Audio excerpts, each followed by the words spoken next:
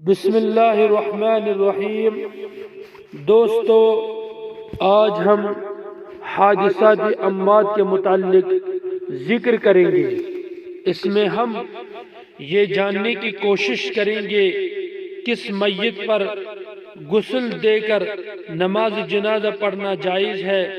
اور کس پر صرف غسل دے کر بغیر نماز جنازہ پڑھے دفن کر دیا جائے۔ تو آئیے اس کے بارے میں ہم جانکاری حاصل کریں۔ اگر کسی میت کا صرف سر یا بدن کا نصف سے کم حصہ دستیاب ہوا تو نہ تو اس سے غسل دیا جائے گا اور نہ اس پر نماز جنازہ پڑھی جائے گی، بلکہ اس سے ویسے ہی پاک کپڑے میں لپیٹ کر دفنا دیا جائے گا۔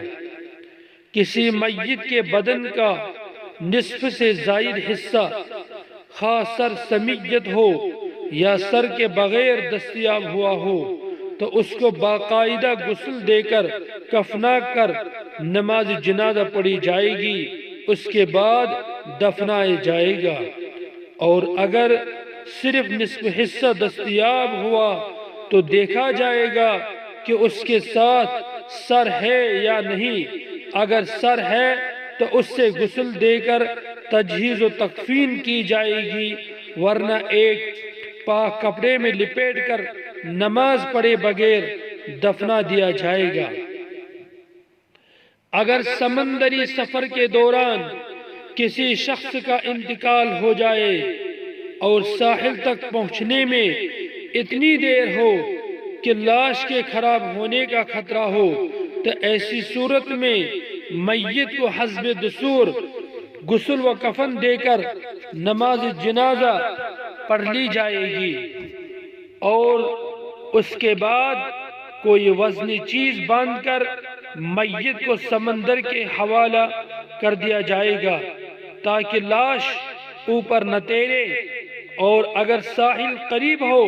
تو قدر انتظار کیا جائے گا اور خشکی میں لا کر باقاعدہ تدفین کی جائے گی۔ اور اگر آگ زنی کے کسی حادثے میں لاش جل کر بالکل کوئلہ ہو گئی تو اس سے نہ غسل دیا جائے گا اور نہ نماز جنازہ پڑھی جائے گی، بلکہ کسی پاک کپڑے میں لپیٹ کر دفن کر دیا جائے گا۔ اسی طرح اگر کسی میت کی لاش اس حال میں پائی گئی کہ اس کا گوشت پوست سب پارا پارا ہو چکا ہے اور صرف ہڈیوں کا ڈھانچہ موجود ہے تو اس ڈھانچے کو غسل دینے یا سنت کے مطابق کفن پہنانے کی ضرورت نہیں، بلکہ اس پر نماز جنازہ پڑھے بغیر کسی پاک کپڑے میں لپیٹ کر دفنا دیا جائے گا۔ اور اگر میت کی لاش اس حال میں برآمد ہوئی کہ وہ بالکل پھول چکی تھی تو اس پر اوپر سے پانی بہا کر غسل دے دیا جائے گا اور پھر حسب دستور کفن و دفن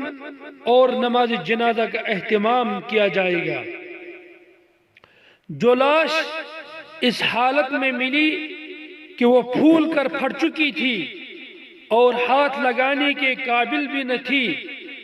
تو اس پر اوپر سے پانی بہا دیا جائے اور نماز جنازہ نہ پڑھی جائے،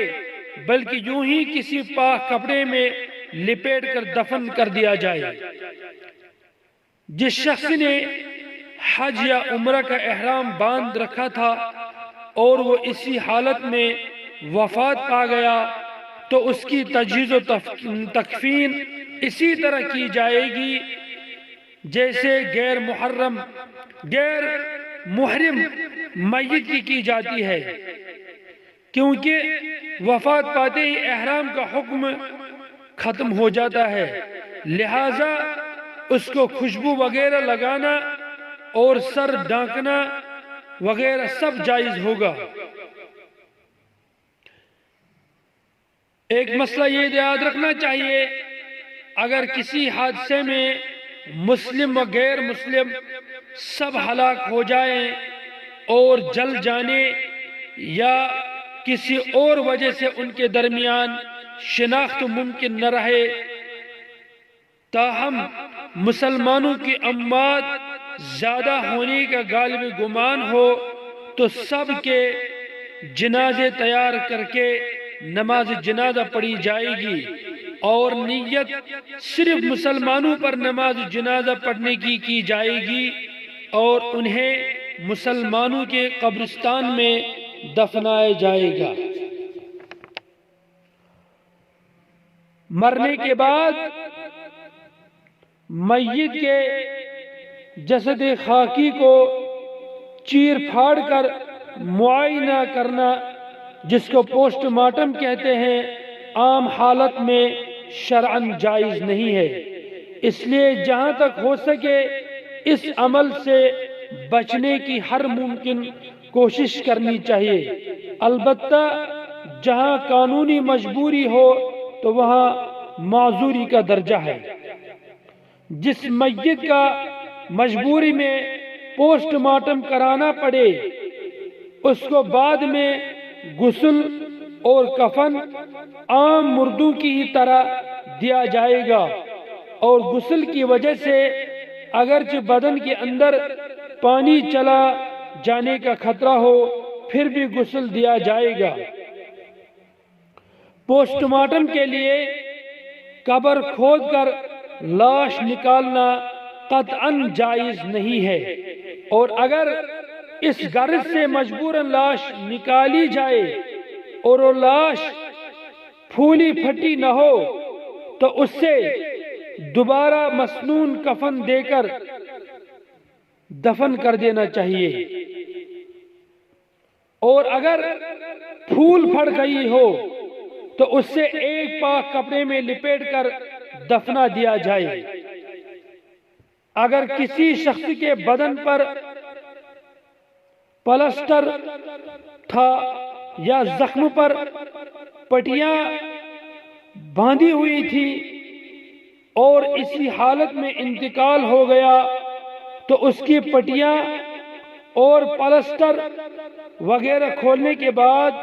غسل دیا جائے گا۔ اگر کوئی شخص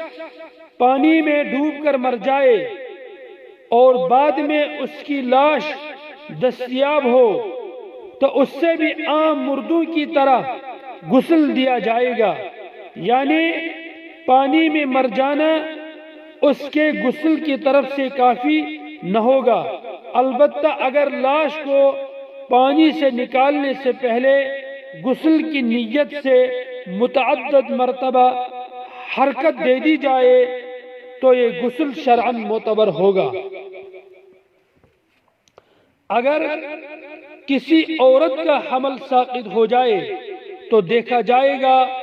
کہ اس کے اعضاء، ہاتھ پاؤں وغیرہ میں سے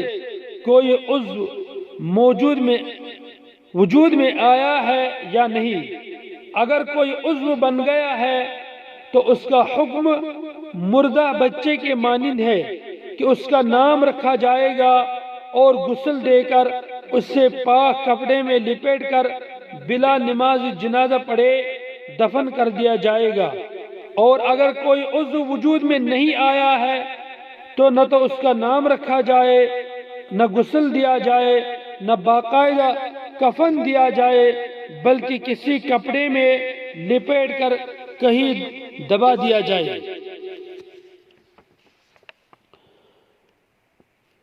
جس لاش سے بدبو اٹھ رہی ہو لیکن وہ پھٹی نہ ہو تو اس کی نماز جنازہ حسب دستور پڑھی جائے گی۔ اگر کسی حادثہ یا مرض کی وجہ سے زندہ انسان کا کوئی عضو کٹ کر الگ ہو جائے تو اس عضو کو کسی کپڑے میں لپیٹ کر دفن کر دیا جائے، اور اگر کسی لاش کے اکثر اجزاء دستیاب ہونے پر اس کی نماز جنازہ پڑھ کر تدفین کر دی گئی اور بعد میں کوئی اور عضو دستیاب ہوا تو اب اس پر دوبارہ نماز جنازہ نہیں پڑھی جائے گی، بلکہ کسی کپڑے میں لپیٹ کر دفن کر دیا جائے گا۔ اگر کسی حاملہ عورت کا انتقال ہو جائے اور بچہ اس کے پیٹ میں زندہ موجود ہو تو آپریشن کر کے بچے کو نکال کر اس کی جان بچانے کی ہر ممکن کوشش کی جائے گی۔ جس لاش میں زخم کی وجہ سے پٹیاں بندھی ہوئی ہوں تو پٹیاں کھول کر اس سے باقاعدہ غسل و کفن دے کر نماز جنازہ پڑھی جائے گی۔ پٹیاں کھولے بغیر غسل درست نہ ہوگا، اوپر سے مسح کافی نہیں ہے۔ انشاءاللہ اس کے بعد ہم اور مسائل کا ذکر کریں گے جو بھی میت کے متعلق ہے، تو دیجیے اجازت۔ وآخر دعوانا ان الحمدللہ رب العالمین۔